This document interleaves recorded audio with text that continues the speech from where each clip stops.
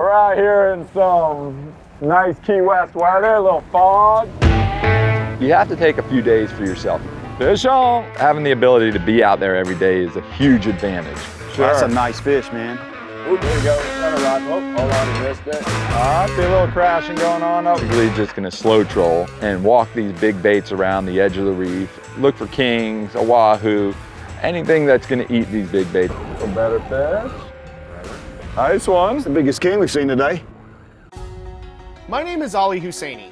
I grew up in Southern California and now operate one of the largest sport fishing websites in the world. My office, not yours. I'm Maltz, Florida Keys native and career fishing guide for the past 20 years. When I come out to California, you can let me catch all the 300-pound tuna. Our passion is our profession, and we know there's more to fishing than just the catch. There's a good mark right there. That's what I like to see. Wahoo! That's the one! We explore the people, places, and species that make up the culture of fishing.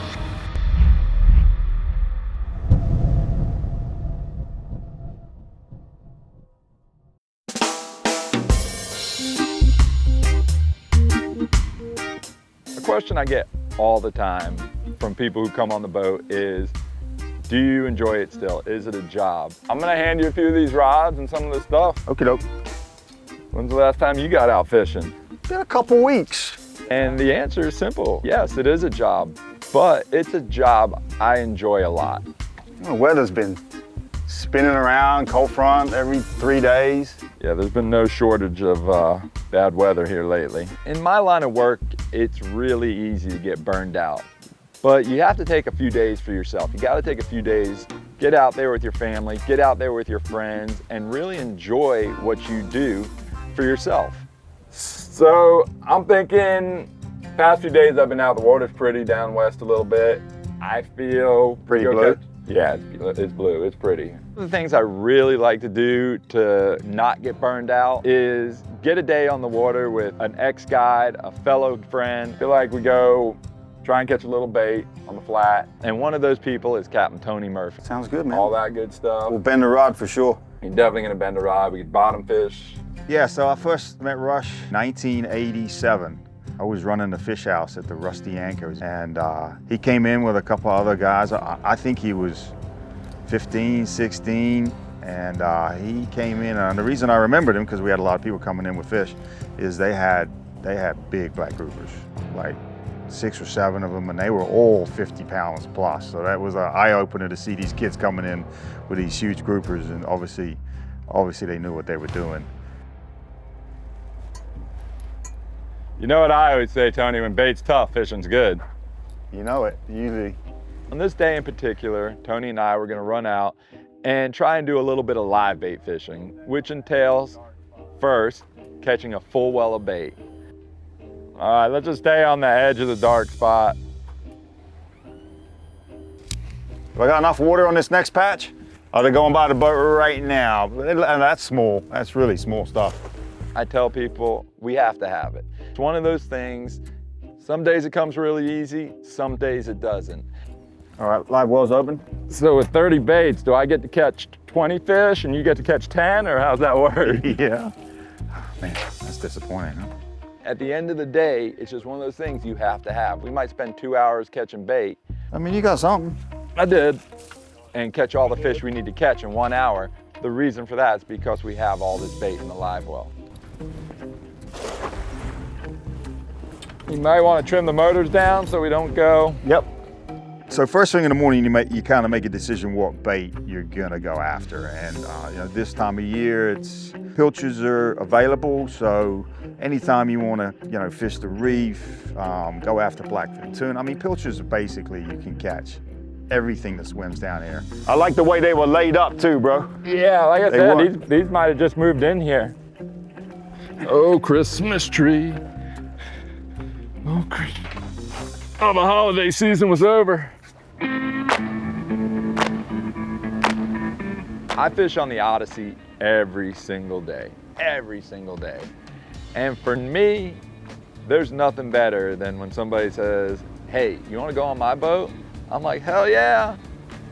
Tony's boat I think we're up to the key Limey 5 now.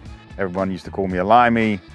So, you know, when I decided to have my own charter boat, key Limey kind of made sense. Limeys being back in the Royal Navy days when they ruled the oceans. The key Limey now is a 32 CVZ powered by twin Mercury 300 V8s. It's a really, really nice boat. So I'm probably gonna drop the anchor right here, okay?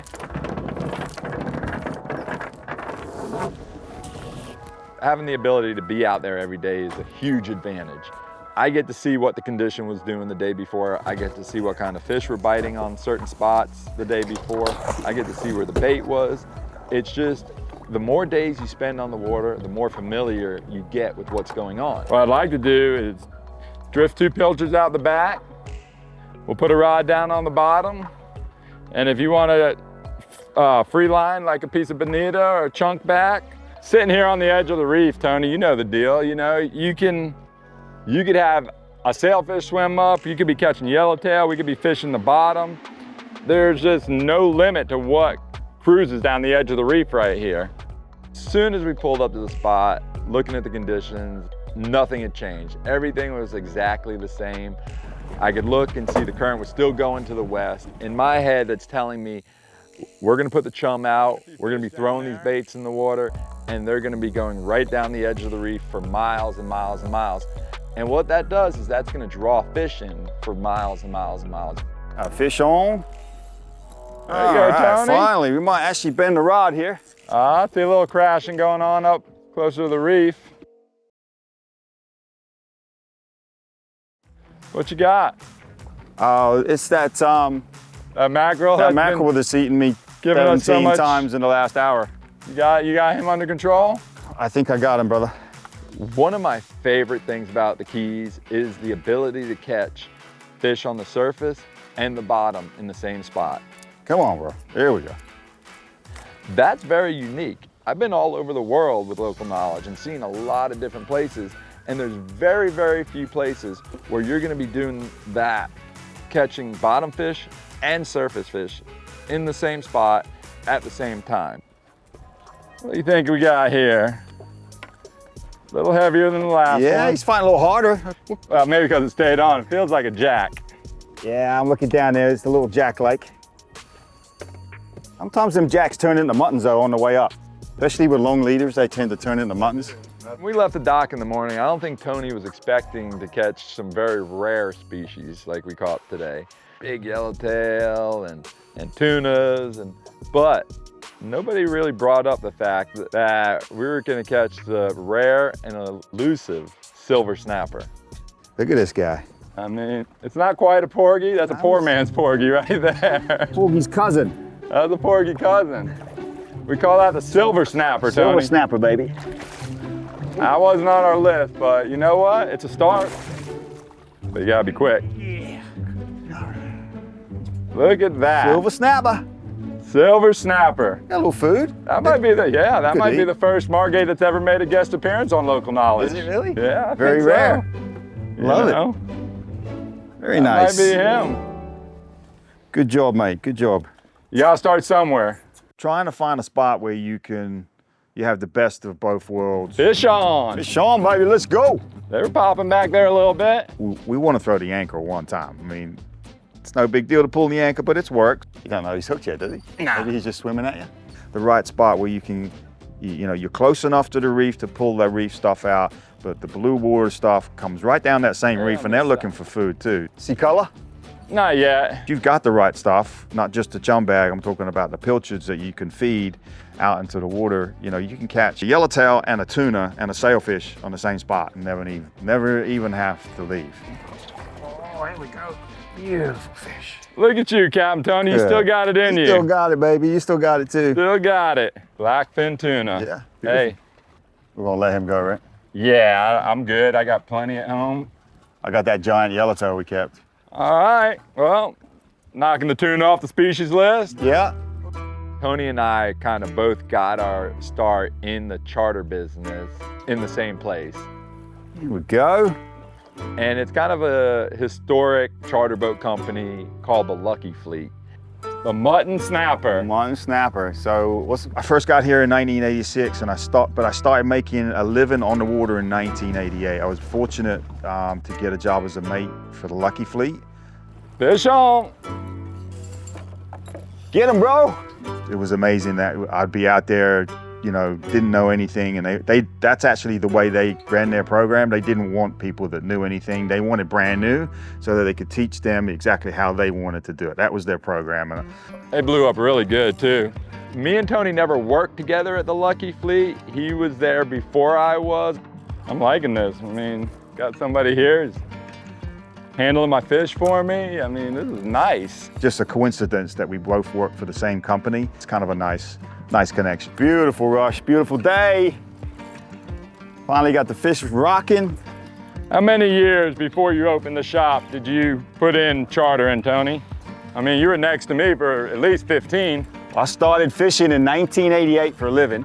The Lucky Fleet, which is where you started, a few years after me. About 15, 16 years ago, I was full-time charter boat guy, doing it, loving it. But I had an opportunity come my way with the saltwater angler, and it was kind of a head scratcher at the time. And then my wife was like, it could be an opportunity for you to fish less and maybe be around my kids more. And I've owned the store about 15 years. Obviously, the light went on there, and it's been a golden opportunity for me.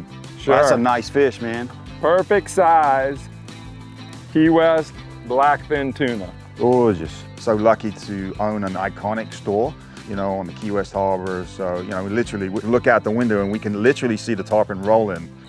I am gonna let this guy go, Tony. All right, good job. I feel like Obviously not doing as many charters, I still get to speak to people. I do have knowledge, so I get to share that knowledge. nice tuner fish.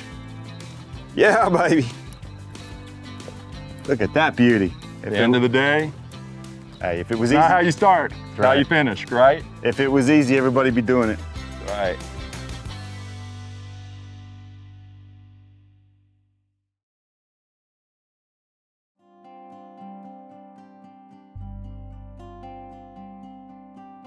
The reason I was even able to go out with Tony in the first place was the forecast kept changing, and as the week started going on, the forecast started getting a little better. Me and Tony were like, hey, the weather looks pretty good. Why don't we put a day in?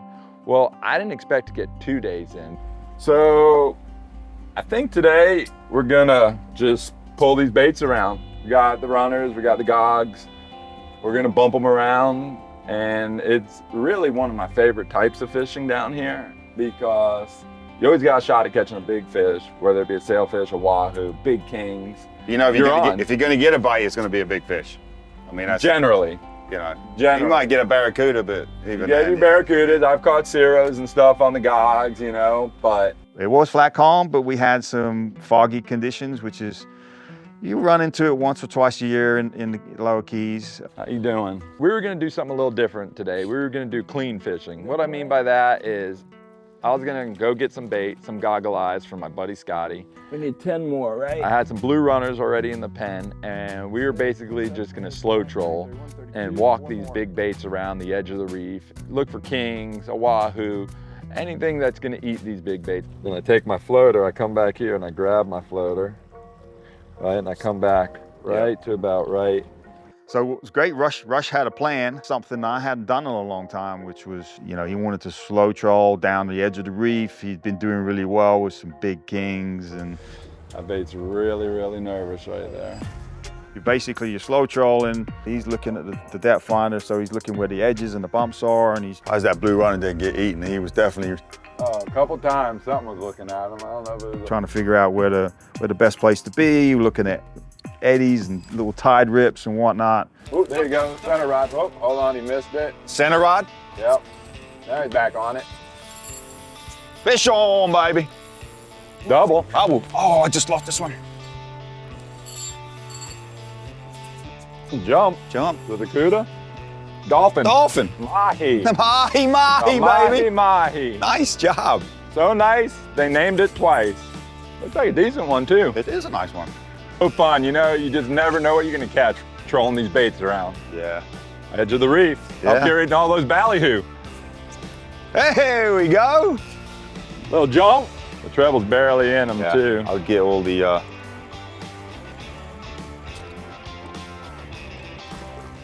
Bait. Yep. There he is. Nice grab, Tony. You look. all right. Nice grab. Beautiful fish. Not a bad way to start, huh? Beautiful morning, brother. A little mahi.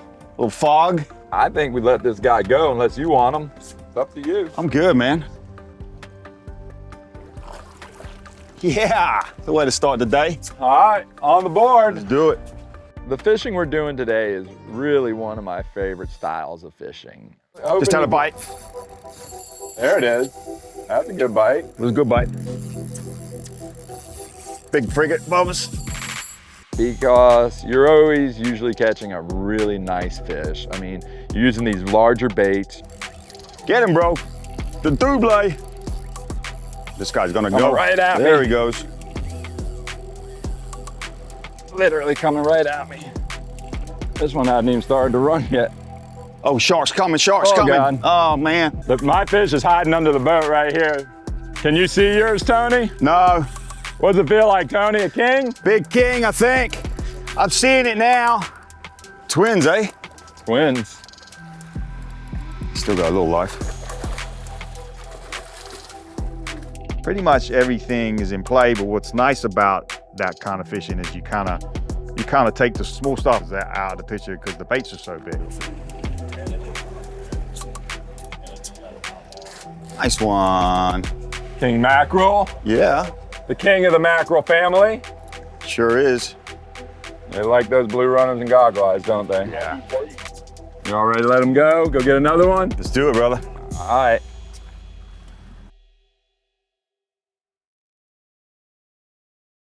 Well, we're out here in some nice Key West weather, a little fog, a little rain, a little wind. Trying to catch a wahoo. I'm gonna put this one long, Tony. Okay. But you know what? Nothing comes easy, right? In this day in particular, I was really hoping for a wahoo. I'd been catching a lot of wahoos in the prior days, but there had been a ton of kingfish. When you're doing this and you're walking these baits around, you get a lot of kingfish bites, and this day was no different. Here we go.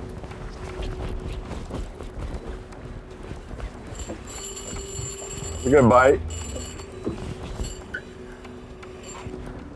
I like on the surface.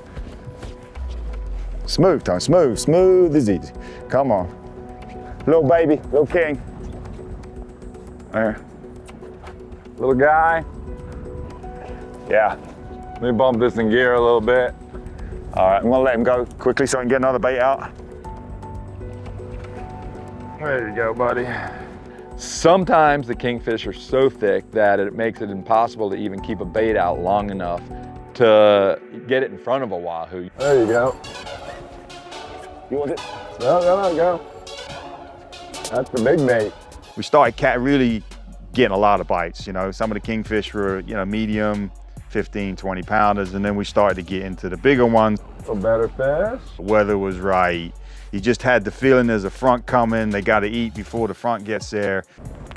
Did you wear that fish out already? I think so. That was a big bait.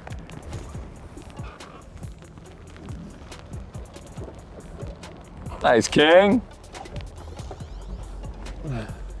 Well, slow trolling at its finest. Yeah. A little rain, little wind, little fog. Hey, man, you made it happen, brother. Good job. Plenty action all day, I can tell you that. Yeah, fantastic. Thanks, brother. You got it, brother. It's hard to leave when every time you put the bait out, that bait's nervous because there's fish around. Neither of us want to go home when there's fish around. So. Not a head shaking. It's always a great time to get out in the water with Tony and just to have those couple days and tell stories and reminisce about the old times. And We're catching fish, brother. Yeah, so getting out there with Rush, spending 2 full days with him and still seeing he's still got that glint in his eye where he's still having a lot of fun with it. You're looking good back there. In your AFCO gear. All right, I'm certainly milking it, aren't I? I got to share a couple days with him, which is, fantastic on my end. Nice one. It's the biggest king we've seen today. That is. Does that mean you get to pretty pick him close up? to the other one, I want to say. As for Tony, he's definitely moved on to bigger and better things. What he's doing now is a better fit for his life and his lifestyle. Oh, Tony. Yeah, it's a trophy, bro. I'm thinking about mounting this one. Once you've done what we do, it's always in your blood, and it's hard to get it out of your system. Oh, there you go. That's a good Careful. king. That's a pretty good king, dude. Careful. Got some teeth. Yeah. I look forward to the next time I get to go out with Tony and we get to go do some fishing together. All right, buddy. Nice fish, bro. I'm gonna let this one go. Nice, thank you. Good job. Swim away beautifully.